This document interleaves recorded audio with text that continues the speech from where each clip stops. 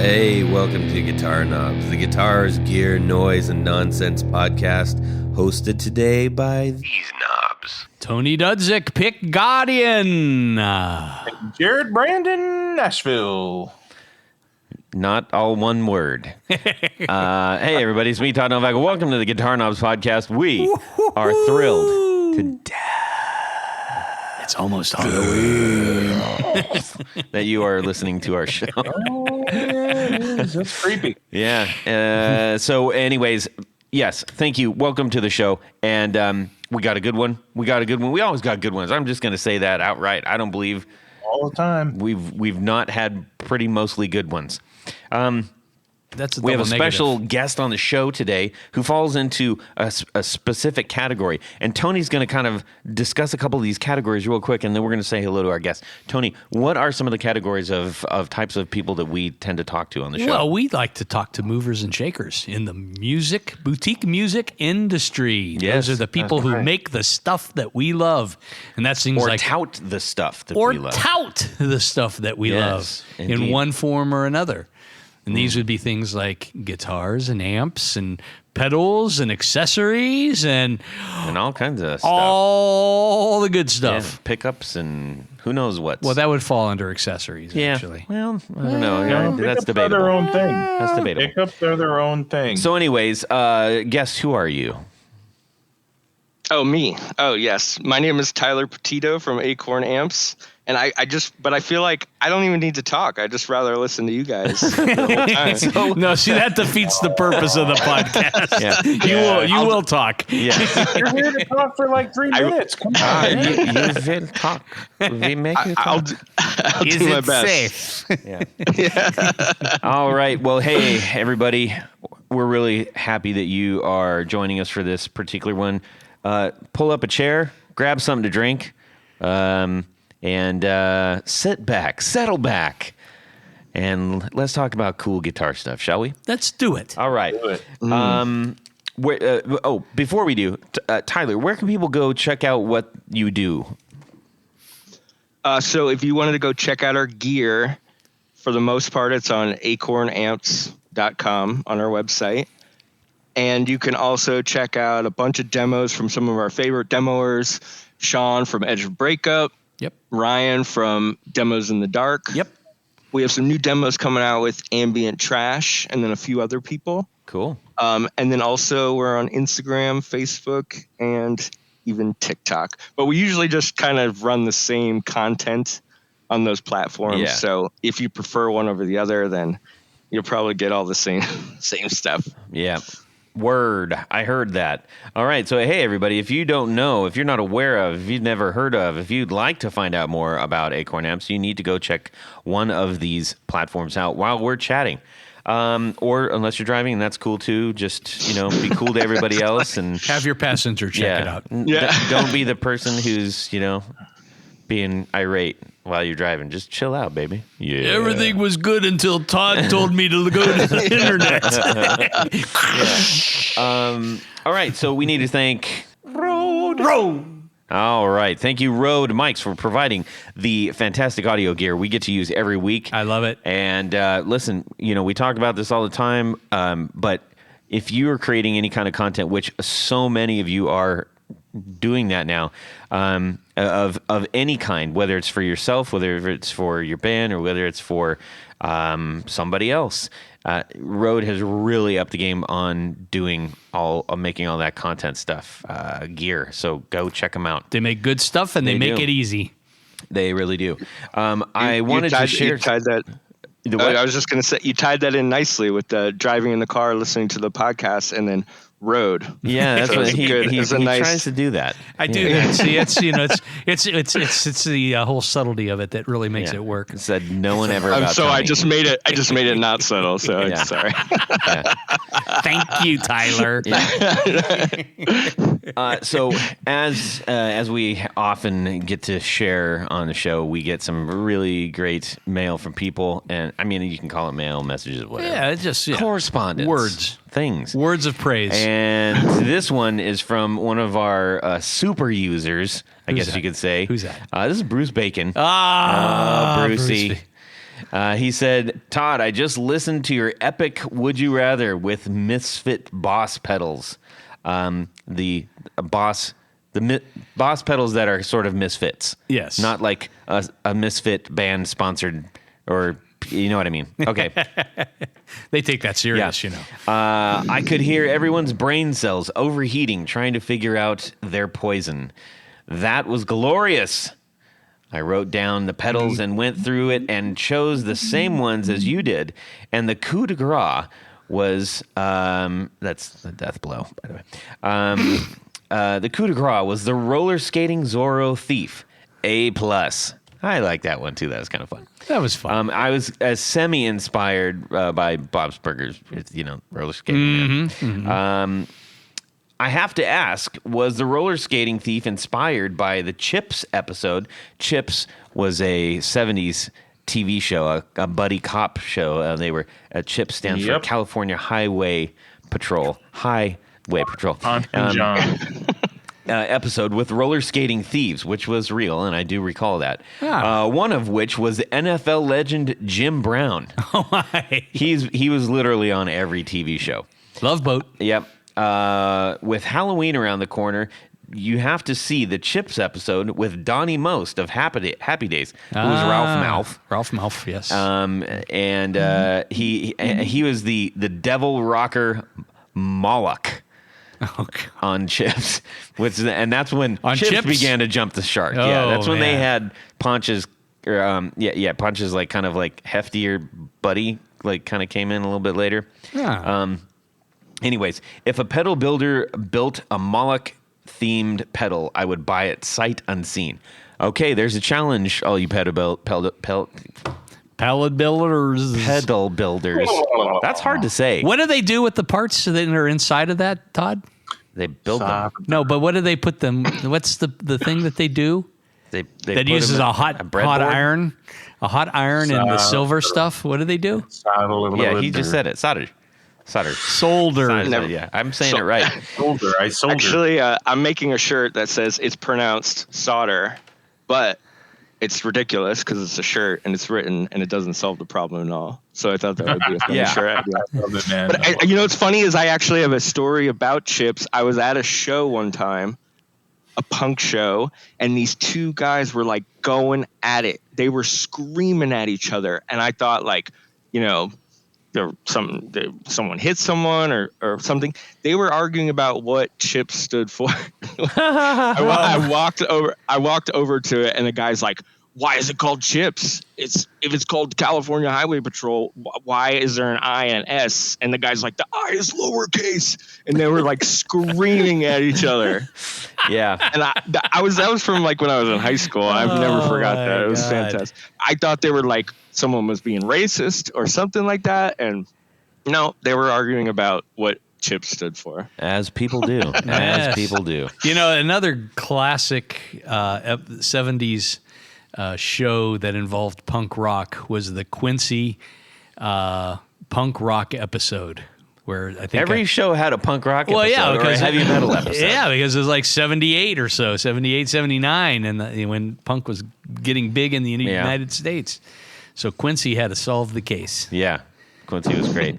Yes. Okay, so anyways, on the super old TV sitcom and drama podcast, I just wanted to address your shirt idea. Sorry, your shirt idea. Speaking of throwback, there was a fantastic, extremely talented singer from the UK called, and her name was spelled Sade. Sade. Yes. Oh, right? I'm sorry. Did I ruin it? Well, it isn't. Everybody was like, "Oh, Sade," right? And they had to put things on like the records and everything that said pronounced Sade. So you could say solder pronounced Sade. I'd wear that. Sade? Yeah. Yeah. Anyways, we're going to do another one for chassis as well, because of course chassis is, people say chassis all the time. Yeah. You could just do a run of them. Anyways, wow. We're off. Here we go. We're off. Let's find out what's going on in our music worlds this way. Thank you, Bruce Bacon, for sending that lovely, lovely letter. Thank you. That dude delivers every time. He does. Yes. He does. Yep. Bacon later, too. That's right. You might have to have him on the show or something as a as a guest. Yeah. At some Maybe just point. like as a peripheral guest. Yeah, Perry Farrell guest. We need to find out what's going on in our music world this week. Tony is going to start us off, and then we're going to check in with Tyler. Well, you know, Todd, a week or two ago, I do. our good friend, I know him now, too. Frank Dimel, suggested that we check out the Les Lee system. Mm-hmm. And we had a brief discussion here about that. I'm going to try to get him on the show. I think we should definitely get him on the show. I just said I'm going to try to get him on the show. And for those of you who don't know, this is an onboard electronic device that basically switches between the bridge pickup and the neck pickup, kind of like a tremolo, except it's kind of a tremolo / wah, because it's a totally different sound, but it sounds really cool. And it's a variable speed, so you can go between the neck and the bridge pickups. Yeah. So I did. I took Frank's advice, and I went over to the pickupsleslee.com site, and the gentleman that has that site has worked with Frank over the years. His name's Pascal Stoffels. He's the one who created it. Well, yeah, I think he has there's a good history on it, because I remember when Frank was on our show a while back, he talked about this particular thing, and it was and you did too, and it was actually a motor. Yeah. That would switch between, the bridge and the neck and bridge and the neck. And so now they've got it streamlined down to the system that will fit in just about any guitar. You can pick your own configuration. Yes. Well, can I continue? Sure. If it's okay with you, Tom. Yeah. So Pascal worked with Frank and another gentleman, Matthias Grob, to reduce the size and the power consumption. And also they opened it up to a variety of models. Right now they are up to 7 different guitars that this will fit in with very little modification. I mean, I'm waiting for the single pickup version. That would be a tremolo. That would be a tremolo. So you already have one. So can you? I'm sorry. Is it's switching electrically between the pickups, or is it like physically spinning pickups? No, it's switching the signal from the pickups. So it's kind of it blends between bridge neck, yeah. and then depending on what speed you set it at. So it's it has a very tremolo effect. It's a much more advanced version of you toggling between your two pickups. Right, I figured. Without the cutout. Without the cutouts in the middle. So they got. I was curious. They have 7 different models that will fit into pretty much some standard guitars without a lot of modifications. And then what you have to do is you patch this stuff in, but you can always reverse it. So you're not routing the body. You're not doing anything crazy like that. So if you've got a Jazzmaster, a Strat, a Tele, a Jaguar, a Les Paul, a Tele Deluxe, or a Tele Custom, these things will drop right in. And you sacrifice a little something in terms of the knobs, because it does require one knob that is dedicated to the speed function. Mm-hmm. But for instance, on a Les Paul or a Tele Deluxe or Custom, you've got 4 knobs to deal with, so they just take it down to a master tone, and then the other tone knob becomes the controller for the... Right. You could also do a concentric knob, too, so you could actually leave...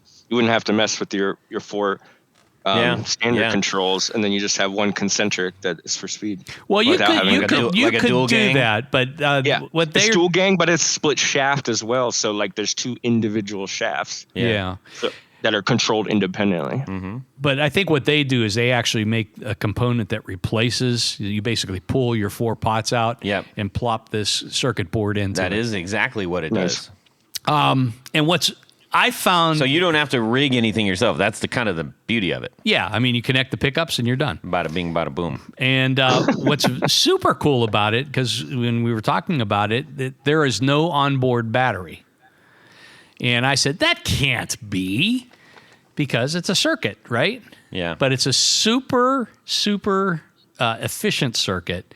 And what they do is he has what they call a super capacitor. I'm guessing it's just an electrolytic capacitor that you charge with a 9-volt battery, and you just basically plug into your input jack and connect it to a 9-volt for about 10 seconds, and the thing will hold charge for at least a couple of gigs. Although they do recommend before every gig, charging up the cap, which provides the electrical charge. So, it's that I thought that was kind of neat, and I've always put been a watch battery in there or something, right? Well, I guess they could have. So they probably need more current. So the difference between, if you want to get nerdy for a second, Let's do it. Let's do it, man. the difference between a cell battery and a capacitor is a battery has a higher internal resistance, so it takes longer to charge, but it releases current slower, right? A capacitor, super low internal resistance, so it can be charged up really fast, but in the past, there was no way for us to sort of harness dissipation. It would just dump everything it had. So now with supercapacitors and certain control circuitry, we can use the benefits of both, of being able to charge it up quickly, but then being able to use the current a lot slower. So with a watch battery, like a coin cell battery that Todd was mentioning, you could totally do that, but I'm guessing it probably needs a little bit more current, and it would require you to get into the pickguard. And if it doesn't have, if you have active pickups, you typically have some sort of 9-volt battery door where you wouldn't have that. So you'd have to unscrew the pickguard every time, which would be a little bit cumbersome. Yeah, right? I agree. Well, that's cool. Though, thanks for. I wasn't quite sure, when they said super capacitor. Here I am thinking, It's an electrolytic capacitor. You're right. It's just really large in capacitance value. Okay. It's like what you see in a lot of electric cars now, supercapacitors. Okay. Interesting. Very good. Or in Germany, they would call it an Check out the big brain on capacitor. But in what else? Oh, it also has a stereo capability, so you could actually run the signal from the Right. whoa. Yeah. I mean, that really exaggerates. Really make it feel like a Leslie kind of thing. It would sound very much like a Leslie. Quite. Are we honestly. still talking about the Leslie thing? Yeah. Yeah. Did you just wake up? So anyhow, these things range from like $235 to $250, depending on which model you use. And, I think that kind of puts it in the realm of, what we would consider, a good price for a boutique pedal. Yeah. But what's cool, Except the pedal can't do that. Yeah, this is right on the guitar, and it does its thing. So Yeah. I have to decide what guitar I want to experiment this with. Feels like a Rickenbacker kind of thing.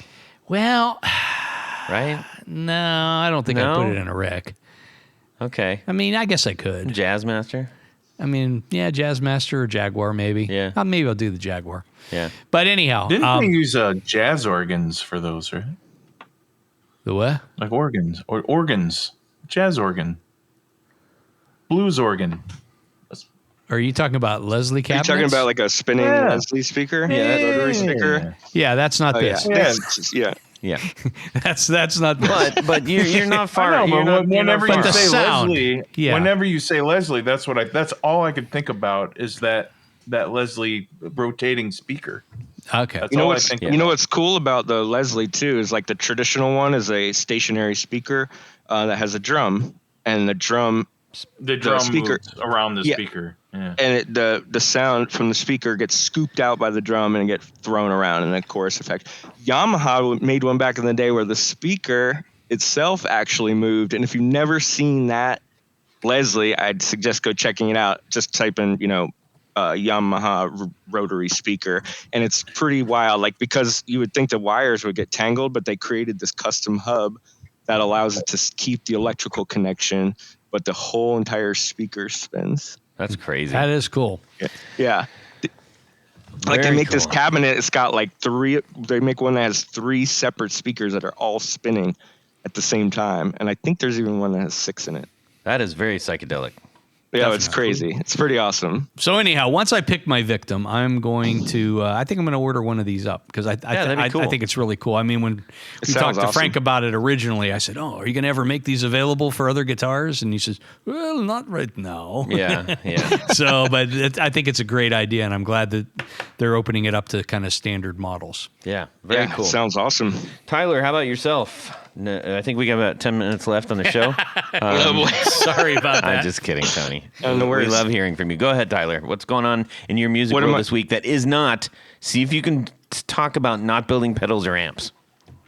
Oh, that's tough for me. So the biggest thing for us right now is we are converting from a repair shop to a full production shop. So that's really where our time has been consumed. So we used to do repairs and then custom builds, and then we had a few products that we would make just on the side, and that business started building up more and more. And so about a month ago we made the decision, and we made the announcement that we weren't going to do repairs anymore, and so that's where all our time has sort of been consumed. Excellent. And so the other thing is too, I recorded a record with my old band New Junk City, and that record comes out this month. So that's where I'm at, like musically, in time right now.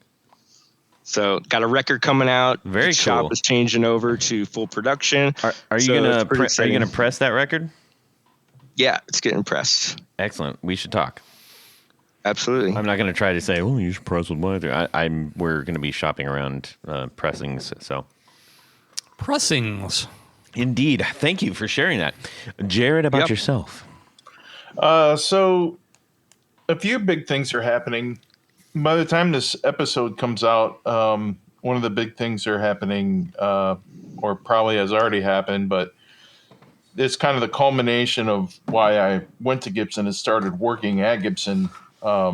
So keep your eyes peeled on the Gibson website and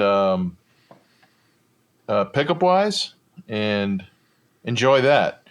I went to a party last night. A buddy of mine called me and said, "Hey, there's this party out at the East Bowl." So it was at a bowling alley, and a bunch of people there. And my friend Andy invited me out, and he's like, "Hey, I want to introduce you to my buddy Jason, and you guys are big gearheads." And he introduced me to Jason, and told Jason that I'd worked at Gibson and was the pickup product manager, development, and all that. And we just started talking gear, and we were standing there talking gear for about 15, 20 minutes. Mm-hmm. And he's telling me about this Real 59 he has that he bought. And we're just talking about old stuff and pickups and what dudes do, man. Dudes just being guys talking about gear, right? Mm-hmm. And he walks away. He's like, "Excuse me, I gotta get some food or whatever." And my other buddy Jason comes walking over and says, "Do you know who you were just talking to?" And I'm like, "No, just a dude named that's Jason. He's a really nice guy." Blah blah blah.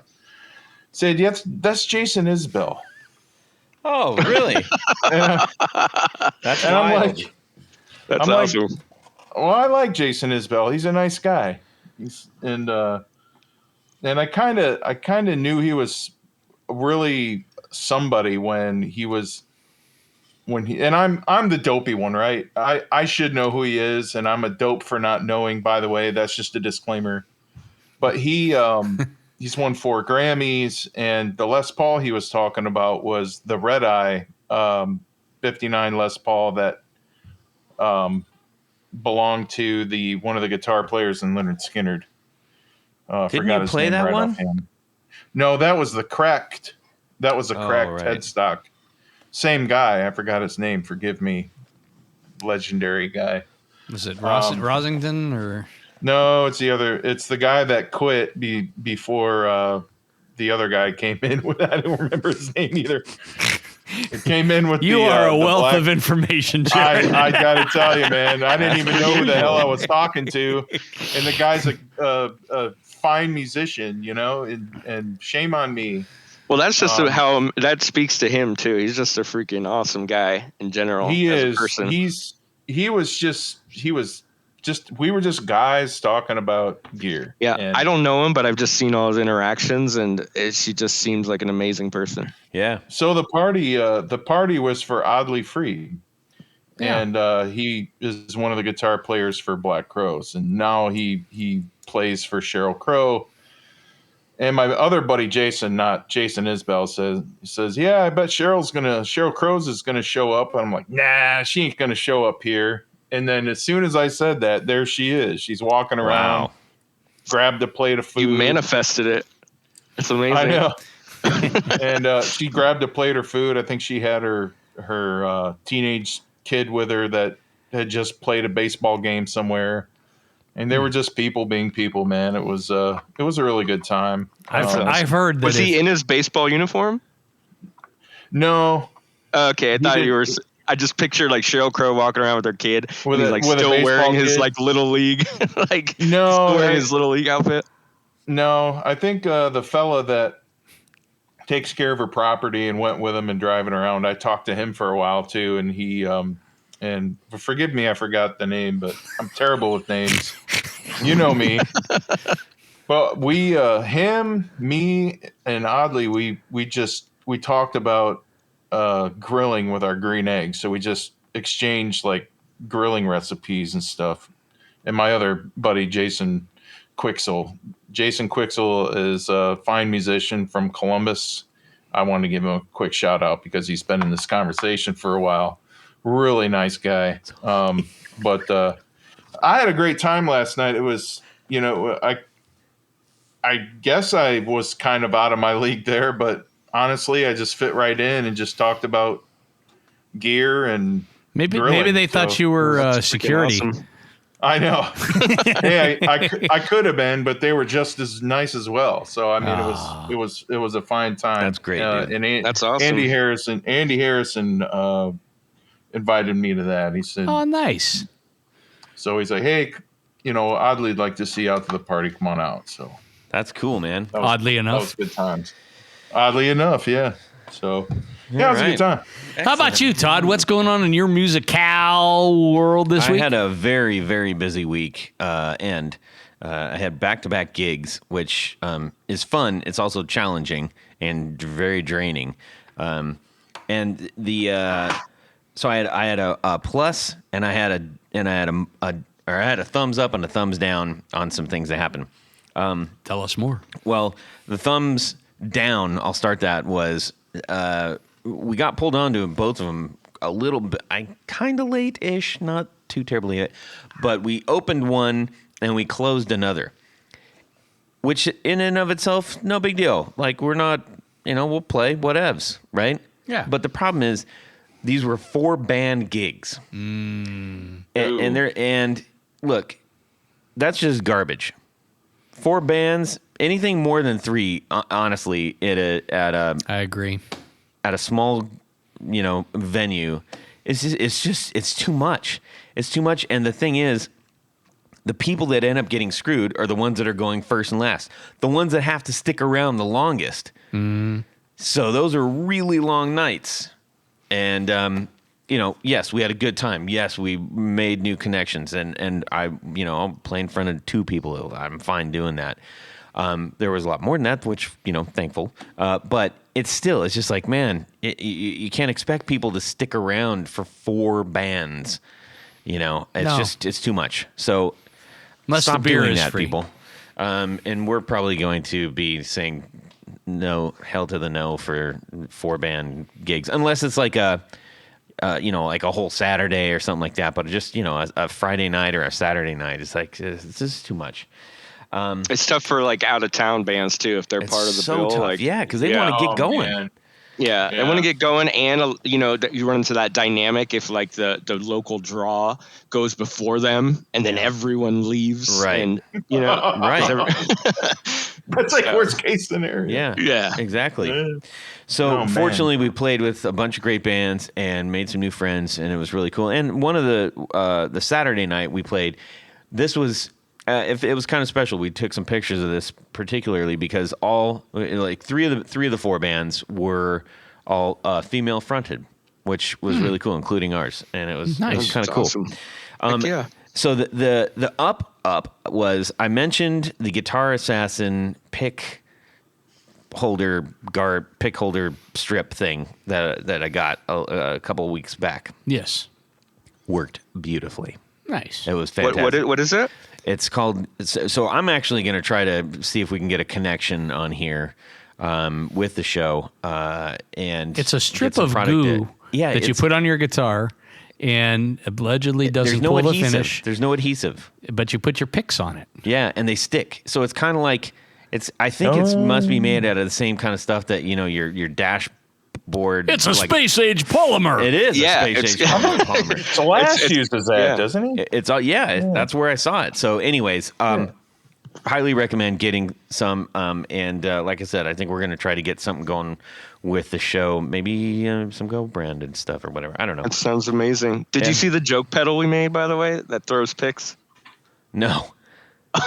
So most people store their picks in like an Altoids tin. Yeah. We made a pedal that looked like an Altoids tin, but it had a motor in it, and it throws picks up to you. Oh boy, that's hilarious. It's a joke though. Like, I mean, I made it work, but it's not anything we're gonna offer. But you made me think of that because that, like, using that adhesive, would be amazing for me because that's my number one spot is to put it under my pick guard. Right down below, and they almost always fall out or something. But it's the most convenient for me. Yeah, it either falls out or you can't get it out, and so you look like a schmuck trying to do that. It is awesome. So that sounds awesome. Yeah. Anyways, that's it. So let's move on to a couple other things, shall we? Yes. So, Todd, when you show up to these 4-band gigs, yes, are you allowed to bring your gear, or do you just bring like your pedal board? Oh, you mean like a backline thing? Yeah. I bring all my own gear. Oh, you do? Yeah, I'm not backline. But if you had to do a backline, would you just? I have before, but I still just bring my pedal board and my guitars. So on your pedal board, yes, I'm assuming you have more than one pedal on there. I do. That's why I have a board for it. How big is the board? Big enough to hold pedals. Ooh, I like that idea. Yeah, now, like that. I understand that there is a vast difference in the way that you can connect these pedals. Yes, you can do them messily and clumsily. Spaghetti-ish. And expensively, or you can do it cleanly, tightly. How do you do it? Cheaply. I do it that way through Tour Gear Designs patch cables. Tour Gear Designs. Yes, that's right, Tony. Head over to tourgeardesigns.com. Throw a whole bunch of them in your cart of all different sizes, lengths, configurations, the whole 9 yards. Forgive that. And then go ahead, and then when you get to the coupon area, you put in the guitar knobs. All one word? All one word. All lowercase. And you're going to save 10% on your entire order. 10% on an already reasonably priced product. Better than reasonably priced, Tony. They're right. downright very reasonable. Very nice. Anyways, thank you to tourgeardesigns.com for sponsoring our 4 on the floor. Let me get a little bit of this. 1, 2, 3. 4 on the floor. All right, Tyler from Acorn Amps. Give us your 4 on the floor. First one I'm going with is I have an older green Russian muff. Yes. So Sovtek green Russian muff. Ooh. Do you still have the box? I do not. Well, so a good story about this one. I got it for $5 at a garage sale because it just had a bad input jack, and the person didn't know what they had. And wow, it was a pretty great score. I've had my share of scores. I'm not I have friends who score tons of amazing stuff. I'm not that person, but I do have my share of them, and that is one of them. That's cool. And my favorite thing about that pedal is the tone control. It's insane how, and I'm sure you're familiar with, big muff circuits, just how thick it can go from to thin.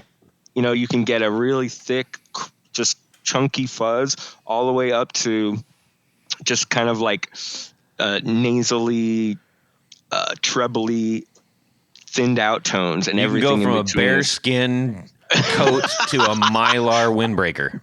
I loved where that was going right when you said bearskin. That was fantastic. What is frustrating about that pedal, and I actually don't know if it's unique to my pedal, but it does not engage until you let your foot off of the foot switch. Oh, interesting. But it's kind of cool because you could prep ahead of time. You could put your foot on the foot. It just got the larger, large silver button style that was from that series. And you can put your foot on it and engage it, but it doesn't engage the effect. And then when you let off of it, that's when it cuts in. That's cool. So you can kind of preempt and let it fly if you need to. Yeah, exactly. Yeah, that's cool. It's kind of the cool concept of like using an effects loop pedal where you can kind of go through while you're playing and just engage the effects that you want to come on with the single push of a button. You can kind of prepare that way. So you kind of have that same sense of preparedness. You don't have to try to like time anything with a downward stomp. You can do it with a let off, which is, it's kind of weird. So I say that's a downside of it, but it's also kind of cool. Awesome, man. Yeah. Number two. So I have 3 rats so number 2 is a rat, but I have 3 that I trade between. So can I mention the 3 and sort of treat that as one? Sure. Okay. One is a local gentleman to you. It is Rare Buzz, and they make the Snitch pedal. Oh, yes. So I got a Snitch from actually 2 versions because they did the Ukrainian. He was going to be here tonight, actually, but he had a fundraiser that he was working on. Oh, really? Yeah. Oh, yeah. He does it. John is. John's like all unionized, and he's a pretty awesome guy. And yeah, like I said, I have 2 Snitches from him, so it makes this rotation on my board. That's cool. The other one is from another gentleman in New York. His name is his company is Gearan. He's Elad. Yeah, he's been on the show. He's one of our executive producers. Oh, excellent. Yeah. Well, have you seen his pedals that he does? Like he does traditional like heritage pedals, but in boss enclosures. Yes. Yes. So he did the Big Muff in a boss enclosure, and he did the MXR D Plus. Well, he did a Proco Rat, and so that one sits on my board. In fact, he's doing a convention, and I sent him mine so he could use it as a convention. Oh, that's cool. So I'll be without that one, but that one makes the rotation. And then the last one is the Pack Rat by JHS. Nice. So that thing, I don't know, I'm sure you've heard of it too, but for the listeners, if you haven't, it's basically every Rat model in one, but it's not what you typically see from people who have like switches that allow you to switch between versions in their pedals. This one is like discrete circuits for each effect. So it's an entire pedal for every selection that you choose. So you're not just switching out like resistors you're not and stuff. Yeah, exactly. It's an entire circuit for every selection on the rotary Pack Rat. That's a great name. Yeah. Great name. So I love the Rat circuit just because it's got that like bite to it that you don't really get from the Big Muff. Mm-hmm. So I like to use them individually, and I like to stack them. Perfect. I love it. Number 3. Number 3 is a Boss DM3 analog delay.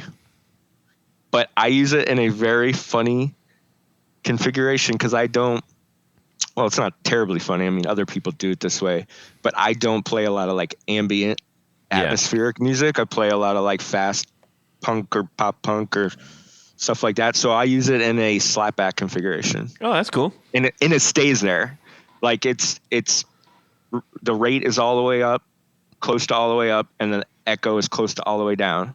So I use it for like a room sound, but definitely not your traditional like delay. There's no repeats that are perceivable the way like a long delay would be. Right. It gives this like hollow room sound that I love, and by itself it sounds a little weird, but when it's mixed in with a band, I think it's one of my favorite sounds. That's cool. I may have to try that out next time I'm playing and see what practicing and see what that does. I like that. Yeah, absolutely. Is it the Waza version or straight up? No, it's a vintage one. I was fortunate enough to come across. Nice. Without paying $1 million for it. Yeah. Number 4. Number 4 is a weird one. It is actually a Vox Wah pedal that I removed from the wah enclosure and just use it as a set filter. Ah, Love that idea. So if you've ever used a wah pedal, but you're not using it like sweeping with your feet, you can, the stock Vox is actually very ice picky, but you can get it to, you can obviously do circuit mods, and you can, the way that a wah pedal works is the sweep of it doesn't allow you to go through the full rotation of the pot, because the full rotation of the pot is 300 degrees, but it doesn't allow you to do that. So you can actually solve some of the ice pickiness by sweeping the pot, like taking the linear gear off, sweeping it forward a little bit, and then reattaching it. So you shift it towards the lower frequencies. Clever. And so what I'll do is I typically do not sweep a wah. I don't use it like that. I use it just for the filter effect. So I don't want to waste a lot of pedal board space with the big enclosure. So I put it in a new enclosure. Step super hard and praying that it's on. Yeah. I hate that. Yeah, with no LED or no indicator. But this one has this one has a foot switch, it has an indicator, and it's a single knob, and I can shift it as I please. That's really cool. It's pretty great. Excellent. Well, that's a pretty solid 4 on the floor. That's pretty fun. And I think those were all new ones. Oh, awesome. Yeah, maybe the DM3's been on. Yeah, but everything else has been new. Yeah. And the Vox Wah has been on before. Oh, but this is a different version. Well, of that. okay. All right, Tom. Yeah, I'm just saying, splitting hairs. Yeah. All right. Well, so thank you so much for sharing that with us. So Tyler of Acorn Amps, we're going to talk to you about the things that you make and why people basically should care and maybe contact you and get some stuff, and what's driving all of this. I think the super obvious question is, why Acorn? So why the name Acorn? Yeah. That's actually a funny story. So good. There's because that would be a crap question if it went. I've got an oak tree that lives in the front yard. To be in the front of the phone book. Oh, well, this is awkward because it does involve an oak tree that was in the front yard. Okay. All right. I am a mind reader. So the first shop I worked in was a metal shed. So almost everyone I know has started off like on their kitchen table, and you get to a point where you graduate. You either graduate to an extra room you have in a house, or you have a garage space or something where you get out of the living room working on the table and you have some sort of workshop. Well, my first one was a metal shed on the side of my house, and it sat under an oak tree, and there were squirrels. Yeah, and the squirrels. And so you have to picture this. I'm repairing high voltage tube amps and measuring, 500, 600, 700 volts. And it's a metal tin roof. And it just out of nowhere, like, it's not like it's consistent or anything like that. Just like occasionally, just like bang, hits the top of the shed. And there have been plenty of times where I thought I was going to die because I either jumped and shorted something, or luckily I have a lot of, precautions, safety features in place in my shop. Yeah. Extra breakers and extra fuses and things like that. But that was the first sort of memory I have of acorns associated with the business. And this was a long, long, long time ago when I was by myself. That's cool. You could have remedied that by putting an old mattress up there. And then somebody would be driving by. Henry, look at that. He's got a mattress on his shed. Well, of course he does. Where else would you put it? Well, it was funny because it was so few and far between. Like I said, it got to a point where I would just forget about it, and then everything would be hunky dory. Yeah. And then all of a sudden, bang, it would hit. I bet that also lent itself to quite a few burnt fingers with soldering. Zap! Ah! I do have a lot. I don't know if that caused it, but I definitely have a lot of burnt scars on my fingers and things like that. Yeah. Well, see, that is a good story. I'm glad I asked. I didn't know if that was going to be too obvious or not, but it's all. I think most people's names have, they start somewhere. It's got some kind of story behind it. Yes, it does. Well, there's two more parts to it. Okay. There's a vacuum tube Yes. called an Acorn tube. Have you ever seen it? I'm not familiar with a thing called an Acorn tube. Yeah, it looks just like, it's actually upside down, but the glass envelope of it looks exactly like an Oh, it's Acorn. got like and a little point on the top. and the pins come out the side. What? Really? Yeah, it's an old RF tube, and I think a few people, you ever listen to the Vintage Amp podcast, Yeah. the Tava. I think there's a few people in that group that have built Acorn tube amplifiers. Interesting. Yeah. And then the last thing is, I was actually going to go in business with someone, and this was before, smartphones and all that stuff, and there were still phone books. And he was like, if we're going to be in the phone book, I want us to be an A. Tony name. and I both called that. That is hilarious. How he called the tree and I called the phone book. Jokingly, mind you. Did you say the phone book? Yes. I didn't hear that. Yeah. Oh my gosh. No, that was it. Yeah. That's hilarious. He wanted it to be AA and I was like, well, I don't want to be AA, Yeah. but we can be something else. Yeah. I thought you could have gone with you could keep spinning that and say, and I was going to go into partnership with a guy named Ashley Korn, and there we got Acorn. Acorn. Yeah. Anyways, so that's cool. Now you're obviously a rather industrious gent.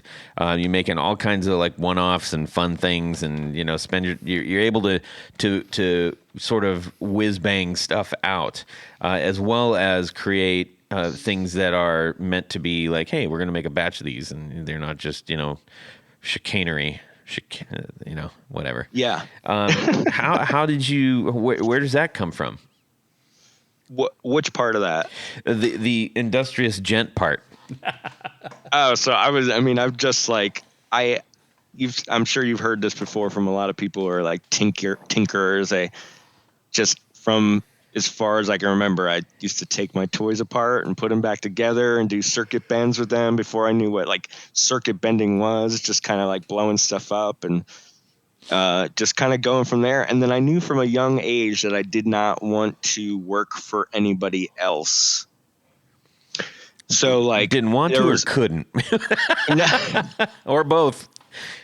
I mean, couldn't in the sense of like my brain can't handle like a standard 9 to 5, like tedious. Yeah, I get you. My brain just, I have extreme ADHD. Yeah. And the University of Florida says I have the second worst case of ADHD that they've ever seen. Wow. And it's just, my brain is absolutely nonstop, and putting myself in a situation that's not like creative. Yeah. And creative art-wise, right brain, and creative left brain, then it's too much for me, and I needed to get out at a very young age and work for myself. So there you go. Started doing all sorts of, I was an electrician for a while, then I became a guitar tech. And then through all that stuff, just started doing full-time repairs and builds. That's cool. And you started off with the amps first? Yes. Yeah. That's pretty ambitious. It absolutely. There was my story about that is I was in a band with a guy named Alex Suarez. Shout out to him. And he had a V4. It was the first tube amp I ever saw. And I mean, I liked the look of it from the outside, from the front. And we played together for a long time. And I remember I walked behind his amp one day because we were in a practice space. So, we never saw behind his amp. And I saw, the 7027 tubes in the back of his Ampeg V4, and I just like, why are there glass bulbs in the back of your amplifier? And he's just like, you never heard of a tube amp before? I was like, no. I mean, we're super young, we're in high school. And I was like, no, that's amazing. And from that point on, I was just like, mystified, captivated. Amps. I'm all about amps. That's all I want to do. That's cool. So yeah, went full throttle into amps for a long time, for sure. It's my first love. That's very cool. Now, how many models do you have? Models of tube amps, we have two main models with some like variations. So we have the Gainesville, which is actually named after Gainesville, Florida. And, is that not the perfect name for an amplifier, Gainesville? It's like Sound makes City, a lot of sense. Yeah. Sound City, high watt, Gainesville. I knew from the moment I started making amps, I was going to call it Birthplace of Tom Petty. Yeah, that's right. There's love Tom Petty. I absolutely love Tom Petty. And have you seen that documentary, the yes, Running Down a Dream one? Fantastic. So good. I've watched it like 1,000 times. I actually I sent a couple notes out to Mike Campbell actually when he was just kind of during the the pandemic when everybody's kind of just sitting on their hands, and he was trying desperately to figure out how to do content on Instagram. I'm like, I'm gonna see if he wants to just talk to us. I didn't hear anything back, but Mike Campbell, amazing. I know you're listening out there, buddy. Yeah, Gibson got to him first. Whatever. My claim to fame is that Ben Montench once posted someone wearing an Acorn shirt on his IG. Really? Yeah. That's cool. Yeah. It was not the greatest post, like, content-wise, because it was talking about, like, the sort of, like, small turnouts of modern local shows. Like, basically saying, like, more people need to get out and go to shows. And it showed a picture of, like, a half-empty venue, less than half. Oh. And someone was wearing an Acorn shirt. Yeah, I can see where that goes. It hits both ways, yes. Yeah, I'll take it. Yeah, I'll take it. For sure. That's cool. So you the Gainesville, what's that, I guess, modeled after? Or is it? Yeah, so that's a tough one because, you could pick something apart and kind of be like, oh, hey, this is based on this. But with the Gainesville, I wanted to try to be as ground up as possible. Like, I didn't want to reinvent the wheel, but I wanted to approach it from what I like to call Legos. Sure. So when you break down a circuit, you can, the one thing you hear about when you're learning electronics and getting into that stuff is a lot of people say a whole circuit is just a bunch of little circuits put together. So when you break it down into like black boxing, you could go as far as, you have your power supply, your power amp, and your preamp. And then you break down your power amp and you're like, what do you want that configuration to be? And what do you want it to sound like? What does the power supply need to be to satisfy that, as well as what you want your preamp to be? How many gain stages? What do you want that tone stack to do? That kind of stuff. So I wanted to, just for myself, approach it from that stance. Mm-hmm. And so if you had to compare it to anything, I would say it's closest to a Vox. Oh, you got Tony's. But it has EL34 output tubes and it's cathode bias. So, I mean, the Vox is cathode bias, but it's a quad of EL84s. So it's different in that regard. And it cathodiene. Would you know much about phase inverters, like cathodiene phase inverter versus long tail pair?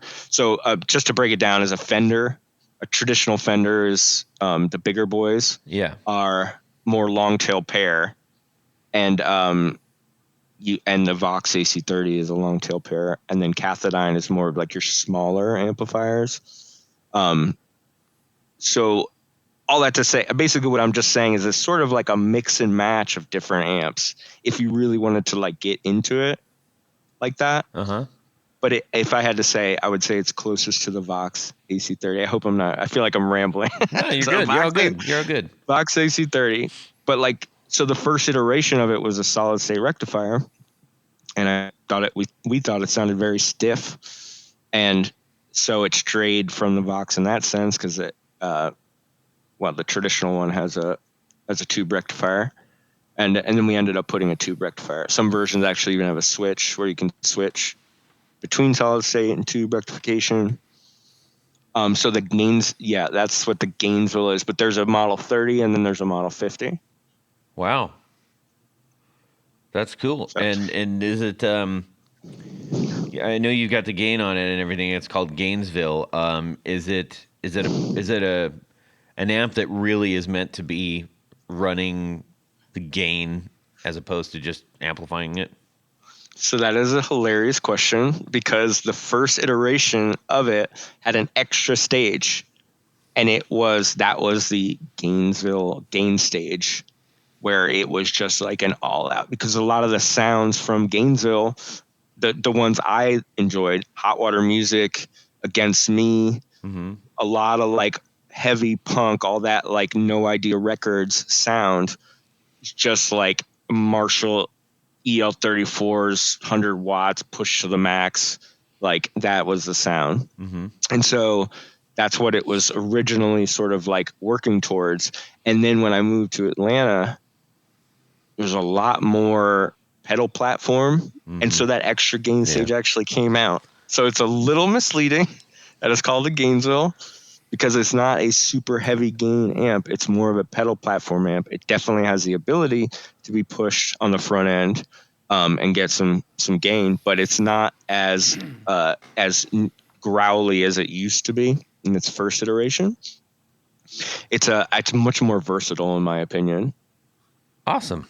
All you have to do is put a boost in front of it, and you've got the original Gainesville circuit. So. There you go.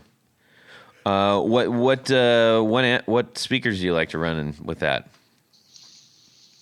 My favorite speakers are vintage 30s, but you get into that whole like they don't make them like they used to kind of thing.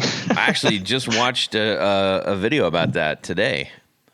Yeah, so I really look for older vintage 30s, but because I can't do that for production, Warehouse Speakers makes a veteran 30. So it's their take on the V30, and I think they do a great job. So sometimes we'll do like a pairing. We'll do a mix and match of their V30 or their what is it, the Green Beret or whatever, which is their greenback. So yeah, that's typically what I go with in production. But again, too, being like a repair shop, I always try to. Originally, when we were doing custom stuff, I'd always tweak stuff specifically for whatever either someone was bringing us or like someone had lying around, or if they came in and they were like, I definitely want these speakers, we would kind of tweak things and do more custom builds specific to that. Awesome. It becomes tough though. That's why if you want to go full production, you kind of have to stray from that a little bit, or else it bogs you down too much, or you have to charge too much. Yeah. Right. Yeah. You're doing custom builds for every single person. You're like, okay, it's going to be $1 billion for every single amplifier. Yeah. And we can build like one every like 3 weeks kind of thing. If anybody does want to check out that video that I was watching, it's from Spectre Sound Studios. He's a long-haired studio guy that like basically just like yells really loud. He's really engaging and real fun. And the guy's name is Glenn Fricker. And if that's a fantastic name. Yeah, if you look it up, you're like, oh, okay, I've seen that guy. Yeah, he's like super loud, borderline obnoxious, but in a really entertaining way, and he dishes out great information. So it's interesting because he breaks down essentially why they stopped making them, and interesting. So ta-da, bada bing, bada boom. So let's see here. Now, so you made broke your way through the amplifiers and stuff, and then along came all the pedals and everything. Yeah. How did that come about? So it was funny, like it kind of started the same way. It just was like per customer, someone would be like, oh, I want a clone of this. And we'd be like, okay, we'll build that for you. And so there's 2 people that work at Acorn besides myself. Actually, they're the 2 that really like make the show happen. Bill Walters and Andrew Elsner. Bill Walter runs everything. He was doing repairs for the most part when I lived, out of town. And Elsner does all the pedal stuff. Okay. And so Elsner, he used to be in the band Torch, and he played in a band called Tilts and Riddle of Steel. And he's absolutely amazing, dude. He would build these pedals just from salvage parts. So we, as a repair shop, would get donations. You see a lot of like vintage organs on Craigslist and stuff. Nobody wants them. They're like, pickup only. Not a big market for used organs.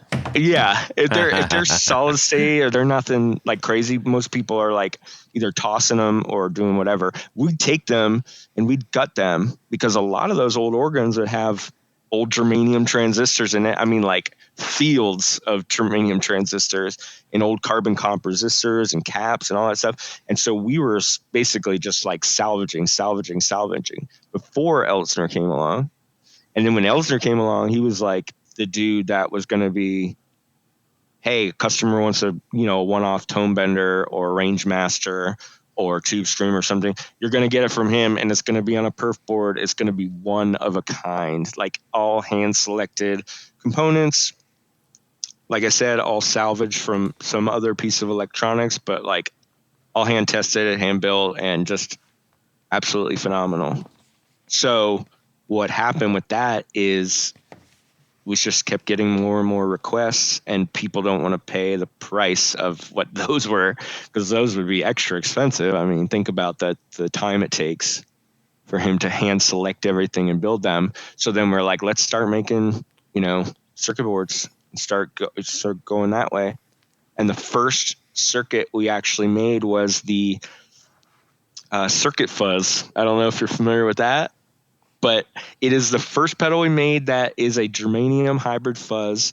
And a lot of people in the industry will use PCBs as faceplates. Yeah. John from Rare Buzzer does it, and a bunch of other people. And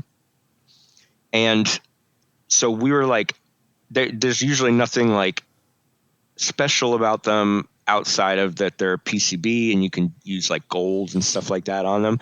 But we're like, hey, if we're making a PCB, a faceplate, why not make it something cool? So we actually made it so you can snip out part of the faceplate and build another pedal with it. And that came from the whole fact that we were doing pedal classes. We were doing repairs. We were doing pedal classes. We were very much like promoting people doing their own electronics and learning and figuring all that stuff, learning to solder and all that. So we're like, what better way than we're doing a PCB faceplate, make something cool that someone can snip out and make another. The first one we did was a boost circuit. And then we did we do a specialized one for a local music store, Village Music in Avondale Estates, which is in the perimeter of Atlanta. And we do a fuzz face for them. So they have their own circuit fuzz. It's got their logo on it, and it's a different circuit that you can snip out and build a circuit with. That's really clever. I love the spirit of your take on creativity, DIY, making things like, and how it's all mixed up together, Yeah, and that's exactly what we were aiming for. So I thought it was a unique design. I really love that pedal. It's fun. It's our first. It's our first. It's my baby. That's cool. Now, for the pedal line, I know you have a couple pedals featured on your actual site, but I mean, do you feel that Acorn is more aligned with making like, hey, this is, one of 200 of these pedals, or are you more interested in creating, interesting one-offs and customs and stuff? So our business plan is to do both. So that's a great question, because we were originally doing the one-off thing, and then we were sort of finding our feet and trying to figure out exactly like what direction we were going to go into. We're like, why not do both? Why not have, long-standing pedals that stay in stock, and then do these like one-off cool,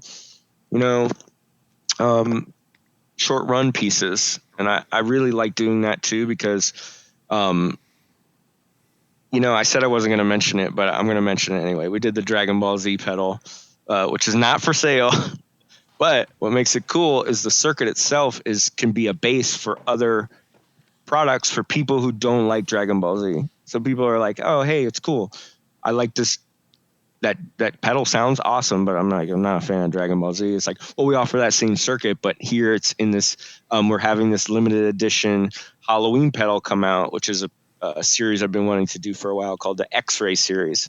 So the faceplate, it's a person with X-ray goggles holding another person's arm. And when you engage it, you see the bones behind the arm. That's awesome. That's that awesome. you cannot see until it's engaged. Yeah. Well, that is one of the fun things about the how do you say that again? Kakarot. We call it the carrot fuzz because that means carrot. Yeah. It was cool because you do see it light up, which is I think a really fun factor of this. So I think, someone will correct me, and I don't mean to sound arrogant at all, but I'm pretty sure we originated that lighting technique where you use part of the back of the PC to create the image. Mm-hmm. Like a lot of people light PCBs. That's nothing new. But you see what it's going to be before it's lit up. Like you see the general outline of whatever the indicator light is, and then it lights up. And some of this stuff is like badass. I've seen some really amazing light up panels. But I think what we did unique was you don't see, it's all done on the backside of the PC. So until you step on that foot switch, you don't actually see what the shape of the indicator light's going to be. Right. So I dig it. I'm just having tons of fun, like messing around with that stuff. That's cool. So we got a bunch of stuff like that coming out. Man, oh man, you're an industrious chap. So, and if you don't mind, I could say one thing real fast. Please, The first pedal that really took off for us, I think put us on the map, was the solid state. So it is a PV. It's a clone of a PV amplifier, but when we were looking at the schematic for the circuit that we wanted to replicate, we realized that the preamp out, which is what you typically want to do when you're creating a replica pedal, you're doing the preamp of it, right? A lot of people do that. Mm-hmm.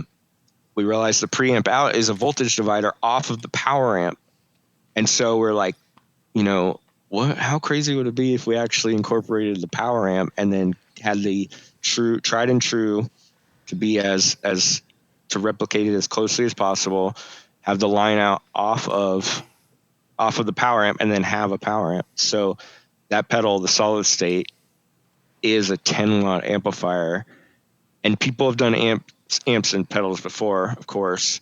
But what I love about this pedal is Class AB. So a lot of people push towards Class D, which is cool. I don't have anything against Class D. I think it's really starting to take off and get better. And tone wise, really, if your preamp is fantastic and you got a decent Class D amplifier, there's no issues. But just staying with the original circuit, it being Class AB, we were very excited to be able to fit all of that into a tiny enclosure, and it's been our go-to pedal. Like it's probably the pedal we'll have in stock always forever, with different variations. Yeah. Forever. That's crazy. 10-watt solid state guitar amps in there. It's funny because I remember looking at when that came out. So I have the classic VTX, and I was just kind of flipping through, and I saw it. I was like, that looks like a PV amp. And then I was like, wait, it kind of is a PV amp. Yeah, it absolutely is. There's an artist, Daniel Danger. He does the Totally Normal Behavior with Josh Scott. Yeah. So Daniel Danger, he's got the largest electro-harmonics pedal collection ever.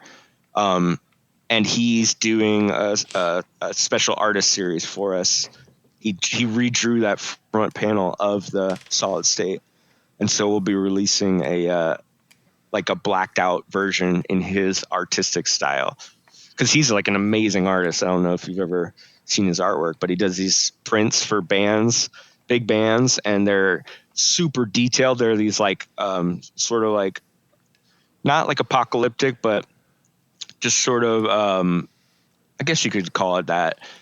Lots of buildings that are like falling apart and lots of debris, like this tedious drawings of like wood planks and cinder blocks and just debris, and it's his brain is amazing, his artwork. And so he lent his brain to redo the solid state, and we'll be releasing that soon. That's really cool. So that's a great website page you have too. I love how you have it on your website here, and it's in the background. You have an old school PV mixer amp. Yeah, and I had that thing, man. I swear I had that. I think I've had every PV amp known to man, but no, I had that mixer amp, and when I looked at that, it just kind of took me back to the '90s when that's all I could afford was like some sort of PV. I was talking to someone else, and they're like, everyone's got a PV story. Like everyone has to have some sort of PV story because there's so many different models, and they're affordable, and they're like tough as hell. So yeah, I mean, they had that same style for a billion years. Yeah. So that Tolex, I think they bought like 5 billion miles. It was just like the rockiest Tolex. It looks like there's pebbles underneath it. It is.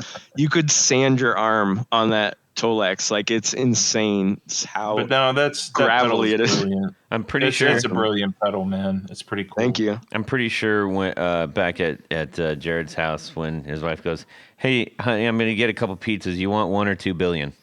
Yeah.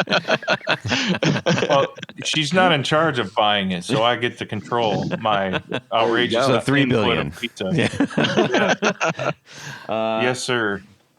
Well, you're full of creativity and ideas and whimsy, and I think we have to also mention your actual social output is you put a lot of, you can tell you care about it, and you think it's funny, which automatically means it's good. I trust me, I know. It's like I don't need anybody. I can make myself laugh in my basement all day long. I don't need an audience.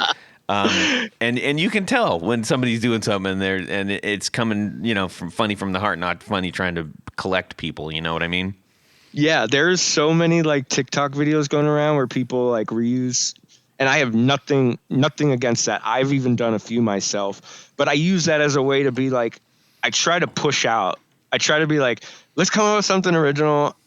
And like, I want it to make me laugh. Like I'll literally be like sitting there just like cracking up thinking about these ideas.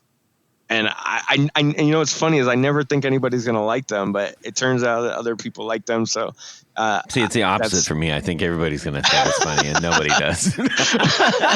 Well, you know what? I take it back. There have been a few times where I'm like, this video is going to kill, and it's like, no one likes it. Yeah. So I definitely had a few of those for sure. Awesome. Well, Tyler, thanks so much for sharing your story with us and with our audience. Yeah. Thanks for having me. I know that you're on the radar of an awful lot of people, and I'm just glad that we had the opportunity to talk with you. And please continue to let your creative mind unleash itself and make new awesome things. Awesome. I definitely will, and I appreciate you having me on. You guys are fantastic. Thank you. We are going to all jump in the El Camino and swing down to Jared's house. That's right. It's a 57, 58, 59, 66. Exactly. No doubt. I got a special parking spot for the El Camino, and after you guys get out and stretch, we're going to play a little game of Would You Rather?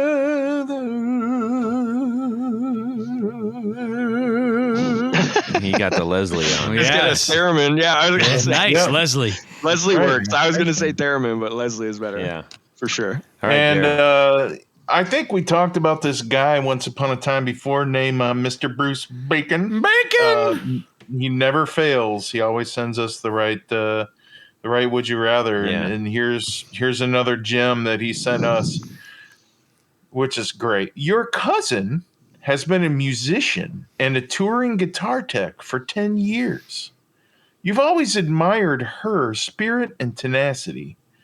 She is newly married and settling down. she is about to open up for her guitar repair business, you open the door of her shop and she says, "Man, I'm glad to see you because I've never installed a bead bender or Fernandez sustainer before. And I realize I need to get home, or I'm sorry, I need to get some experience with these two thingies. If you pay for the parts, right? If you pay for the parts, I will install it for free. You realize this involves some routing and drilling. So you decide it's going to be your number 2 guitar, not your number 1, your number 2. Would you rather have the B bender or the Fernandez sustainer?" Tony Baloney, what's the Fernandez sustainer? So what the Fernandez sustainer, and there's another similar item called the Sustainiac, but Fernandez incorporated it into a lot of their models. It's essentially the neck pickup they create a magnetic field which actually vibrates the strings. So it basically can create a almost infinite sustain. That's like the an name. Ebo thing. Yeah, it's like Evo technology. Yeah, except in the pickup. As Nigel Yeah, would do. it's mounted into the guitar, and the electronics for it are in the body. Yeah. And so that actually, it's actually a pretty cool, I guess, effect. I mean, it does do some interesting things. And of course, the B bender is a rod that's connected up to the guitar strap, or the guitar peg that the strap is, and when you push down on the neck, it bends usually the B string. I believe it's a fulcrum. Is that what it's called? It would be like a double fulcrum. Double fulcrum. Yeah. Okay. And so it basically, normally it's on the B string, although they do make one for the G string as well. And No. it's to raise it, it's like a bend that. That's called a wedgie. Well, you would normally use your finger, but here you push down on the neck, and by doing that, the mechanism. Pushing down, it goes up. By pushing down, it goes up. Yes. So that's very popular among the Nashville cats. Oh yeah. That's a really old technology too. I mean, didn't that come out in like the early 60s? Ooh, late 60s. Late 60s? Yeah.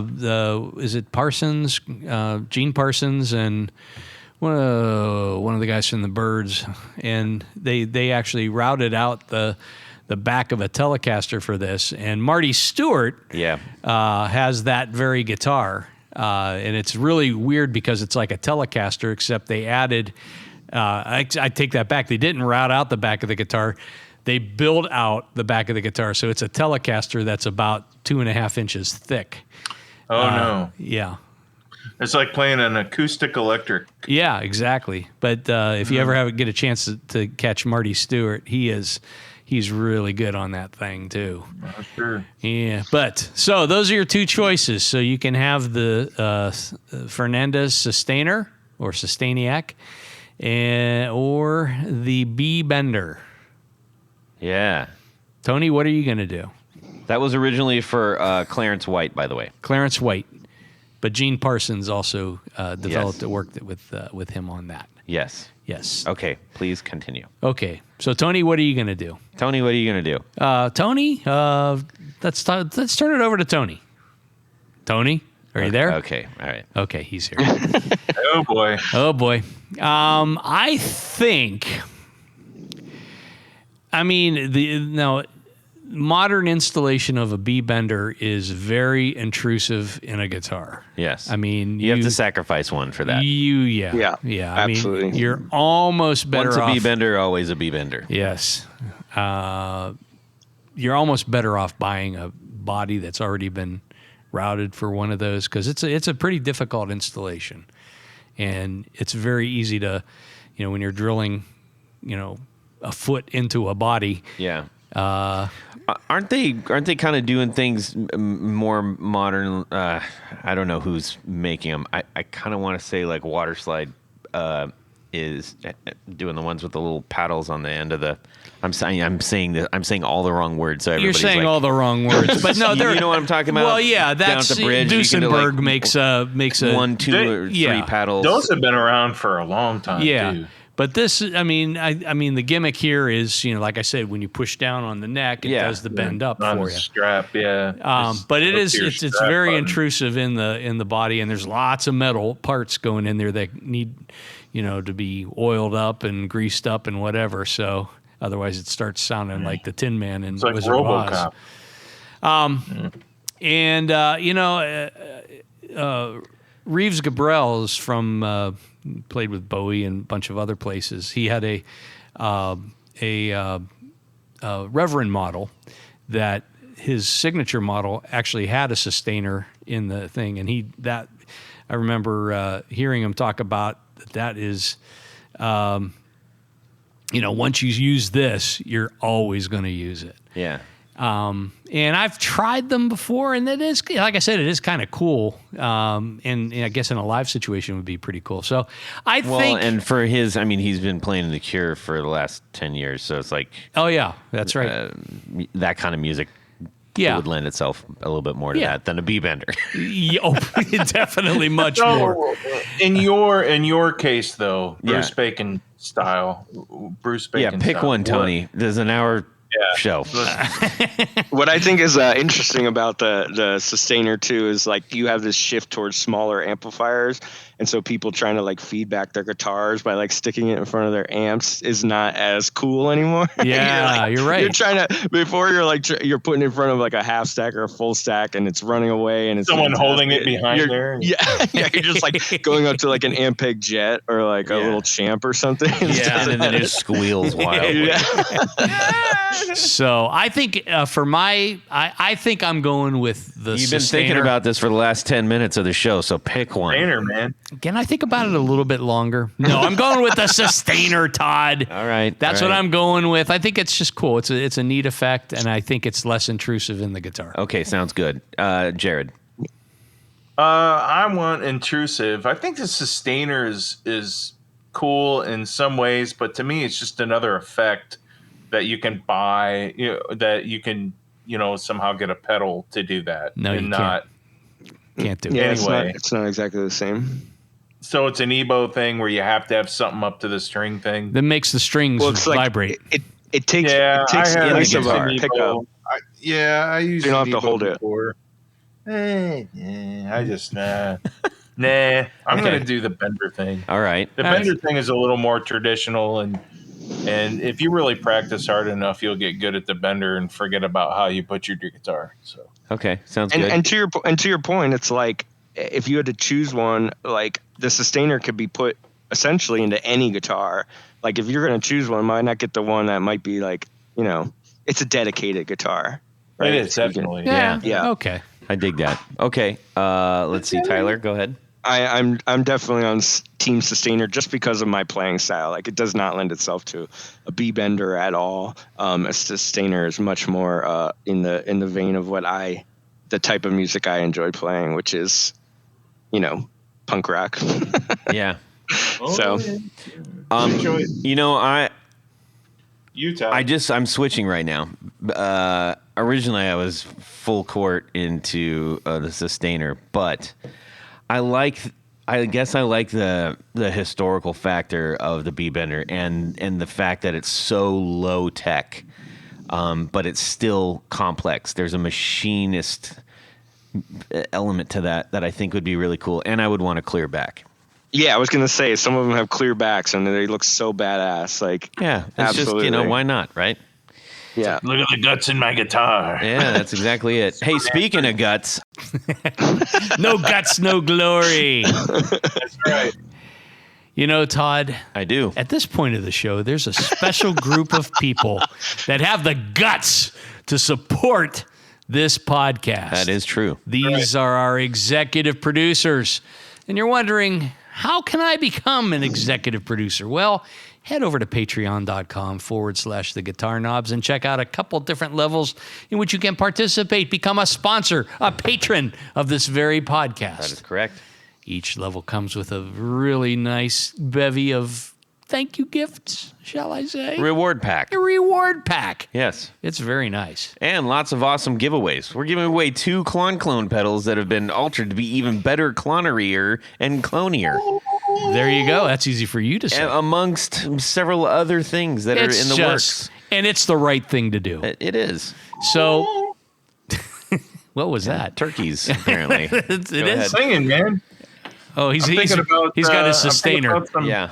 I'm thinking about some stickers I'm going to send Todd to send out to our patrons. Oh, Oh, I love nice. that. Thank you. Yeah. Yes. Go Yeah. ahead, Tony. Anyhow, It's pronounced solder. in a That's right. that's a perfect Sade. sticker.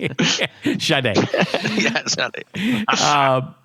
So, in addition to all that great stuff, and in addition to it being the right thing to do, there's one thing more. Jared, what is that?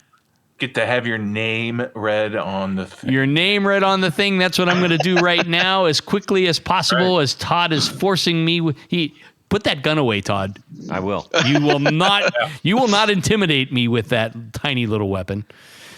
So special thanks to these executive producers: Moon Guitars, Vader and Pedals, John Helverson, Rick Calhoun, Trevor Gunberg, Elad Mizrahi, Micah D, Richard Kendall, Mark Garton, Matt Hart, James White, Justin Jones, Anthony Gemalero, Bill Gola Guitars, John Esterly, Yeah. Anthony Lathrop, Stefan Lamb, Michael Senchuk, Ken Sayers, Doug Christ, Darren Gregory, Tom Barazin, Rusty Sneeden, Ralph Gottschalk, Don Kloss, Gregory Randall, Brett Hogarth, Eric Hemmer, Stuart George, Michael Furman, and Andrew DeHaan. Oh, yes. Oh, Todd, but there's more, because there's a special level of executive producer. We call them our grand poobahs. That's right. These fine sponsors have a fez to place upon their head whilst listening to the podcast. And at the same time. And at the same time. So special thanks to these grand poobahs: Tommy Manasco, Ricardo Iguareda, David Kaminga, Brandon Wound Pickups. That's right. Hex Matos, Michio Murakishi, Bob Crouch, Jack Cadian, Sam Jett, Tyler Rhines, LSJ Music Company, John Williams, James Pennington, Adam Johnson, Steve Keys, Cody Foster, Science of Sound, Brian Robinson, Jonathan Jerusik, Corey Nigro, Michael Van Zant, Tim Nowak, Jonathan Daly, Martin Cliff, Sean S. Eddie Serratos, David Poe, and our new bestest buddy, Billy Spitfire. That's right. Yeah. Where is Billy? Billy had a previous engagement and wasn't able to show up, but thank you for asking. I want to say... My favorite name was that really jumped out to me was Cody Foster, because it made me think that Jodie Foster's child probably, and his name is Cody. Yeah. Cody's a great dude, and he's in a cool band, too, so... Yes, he is. Yeah, down here in Cincy. Hey, I want to say thank you to everyone also for your great response for the special order of hoodies that we're going to be doing for our supporters. And anyways, so I'm glad that everybody was like, yes, I like that. Are those electric or acoustic hoodies? They are hybrid, 12-string hybrid. I'm in. You can use those with an acoustic simulator pedal. Yeah, anyways. Right. Okay, so, hey, speaking of more guts, Tyler, why don't you tell us where people can go and get some of these awesome things that you make? All right. The best place for gear is going to be acornamps.com, and we have a gear link on there, and you can check out all that stuff. There's usually links to demos and everything like that, so you can hear our stuff. Also, if you follow us on Instagram or Facebook, there are links in our bios, and you typically get all of the demos we share on there, as well as we do giveaways, we do promotions, and we are releasing a new pedal. And so we'll have some demos from Sean, Edge of Breakup, Ryan, Demos in the Dark, and then 2 new ones, one from Ambient Trash, and then hopefully Emily Hopkins. I don't know if you're familiar with the harpist, Emily Harpist, who is just absolutely incredible. We'll be doing some promotion with her in the future. So, yeah. Nice. Instagram, Facebook, acornamps.com. Okay. And all of those who are going to be joining us in the future on Patreon, Tyler, you were kind enough to give us a pretty nice bag of swag, including very clever emergency picks. And also, you got you're doing the business card that's also a circuit board that you can make and populate yourself and make a pedal out of, which is really cool. And stickers. You can actually make a guitar amp out of it. So it is a 1-watt guitar amplifier, depending on what chip you use. It could be anywhere from a 0.5 watt to a 1 watt. That's killer. That's pretty awesome. Super dang cool. So those will be in the reward packs as well. Tony, how about yourself? Just head over to pickguardian.com. Check out a couple of things that I do. I make pick guards, obviously. But check out, see if there's something there you like. But as I've always said, I do mostly custom work. So shoot me an email and let me know what you need, what you want, what you're trying to do. And I might be able to set you straight. Pickguardian.com. All right. Jared? Instagram, jared.allen.brandon. Throw me an Instagram message. Instagram. Be my friend. Right on. That was amazing. Yeah. You can shoot me an email, todd@theguitarknobs.com. You can DM me on Instagram @guitarknobs. We'd love to hear from you. If you're like, hey, this Bruce Bacon guy is taking up all the, hey, send us some. Send us some, man. We'll wiggle you right in front of Bruce on the next one, and maybe if you're lucky. So send us your thoughts and all the good feelings that you have our way. We need to say a colossal thank you to Tyler Petito from Acorn Amps. Thank you so much for joining us, man. It was great talking with you finally, and I'm excited for all the stuff you're doing, and just genuinely inspiring and energizing when we get to talk to somebody who like you, who's doing all of these great things and is focused on, I don't know, for lack of better terms, maybe a greater prize. You know what I mean? I appreciate you guys. Thank you for saying that. And I hope I didn't ramble on too long, for sure. No, it was perfect. Just the right amount. You're a great guest, man. It worked out great. Awesome. Thank you. You guys are hilarious and fantastic to talk to. You guys are something special for sure. Like I'm serious. I've talked to a lot of people in my day, and you guys are so much fun. Well, I'm just old and slow. Yeah. Everyone's got I'm the youngest one here. Everyone's got their character, and you've got your character, and it's fantastic. Thank you guys. Appreciate you so much. This was a blast. Great guest. Thank you for your time, and hey, everybody, have a fantastic guitar week, and subscribe. I got it one piece at a time, and it didn't cost me a dime. There was so much interesting things that happened to me this week. Yes, my inner voice is Cookie Monster. Oh, so. yes. I hear dead people. I'm just going to try to sort out a few show notes here, and then we'll get moving, okay? Show notes, beautiful. Show notes. So like Alpharetta or Roswell? It was in Lawrenceville, Johns Creek, Sandy Springs. It was near Sandy Springs. Barstow, San Bernardino. If you ever plan to motor west. So more, so get down. How you doing there, Broat Meal? What are you talking? Once upon a time, I drank a little wine. Was as happy as could be.